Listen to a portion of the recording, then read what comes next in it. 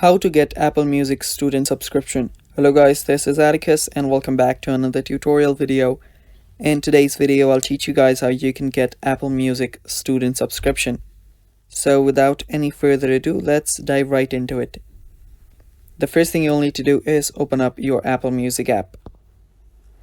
After you open up your Apple Music app, make sure that you're logged into your account.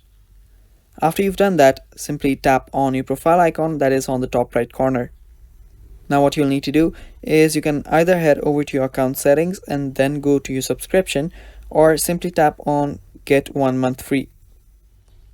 After you do that, you will see an option called see all plans.